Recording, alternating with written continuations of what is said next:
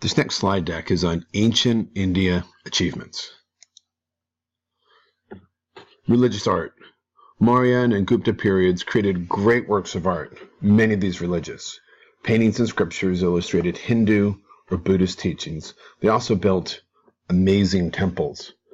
And that Mauryan period is 321 to about 187 BCE, and it jumps to 319 to 350 CE for the Gupta period. Early Hindu temples were small stone structures. They had flat roofs and only 1 or 2 rooms. Buddhist temples carved entire temples out of mountainsides. Ajanta and Ellora are the most famous temples. Builders filled the caves with beautiful paintings and sculptures. In the Gupta period, temple architecture became much more complex. Topped by huge towers, they were covered with carvings of the gods worshipped inside. Stupa, which was another type of temple, had domed roofs and were built to house sacred items from the life of the Buddha. Many were covered with detailed carvings. Paintings and sculptures. Paintings were great respect. Being a painter was a greatly respected profession. India was home to many skilled artists.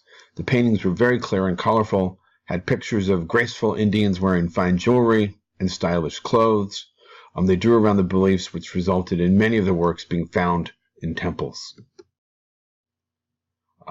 Hindu painters drew hundreds of gods on temple walls and entrances. Buddhists covered the walls and ceilings of temples with scenes from the life of the Buddha. Indian sculptors made statues for Buddhist cave temples. They also carved statues of kings and the Buddha. And some statue towers cover cave entrances, and Hindu temples also featured impressive statues of their gods. Sanskrit is the main language of the ancient Aryans.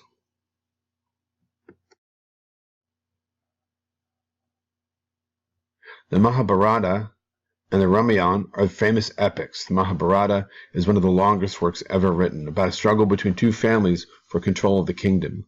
Long passages about Hindu beliefs are included, the most famous being the Bhagavad Gita. The Ramayana is about a prince named Rama who was the god Vishnu in human form. He became human so he could rid the world of demons. He also had to rescue his wife, a princess named Sita. The characters were seen as models for how Indians should behave. Rama is seen as the ideal ruler, and his relationship with Sita is the ideal marriage. Kalidasa was a famous writer during the Gupta period. He was hired to write plays for the royal court of Chandragupta II. Indian writers also produced a book of stories called Panchataraha.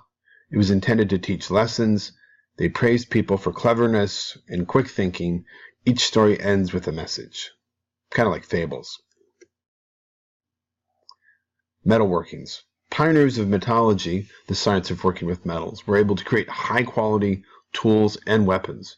They also knew processes for mixing metals to create alloys, and they made the strongest products out of iron because it's very hard and pure.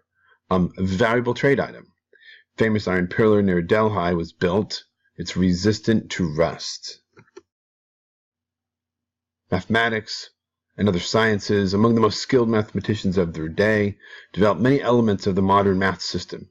Hindu-Arabic numerals, the very numbers we use today, they were created by Indian scholars and brought to Europe by Arabs. First to create 0, they were skilled in the medical sciences. As early as 100s AD, doctors were writing their knowledge down in textbooks, and they described how to make medicines from plants and minerals. Indian doctors also knew how to protect against disease. Inoculation, the practice of injecting a person with a small dose of a virus to help him or her build a defense to a disease. Surgeons did operations like we see today. The difference, if there wasn't a cure, they would cast magic spells to help people recover. They had an interest in astronomy. They knew 7 out of the 9 planets in our solar system. The sun was a star, and planets revolved around it. And they knew Earth was a sphere and spun on an axis. They even predicted eclipses, too.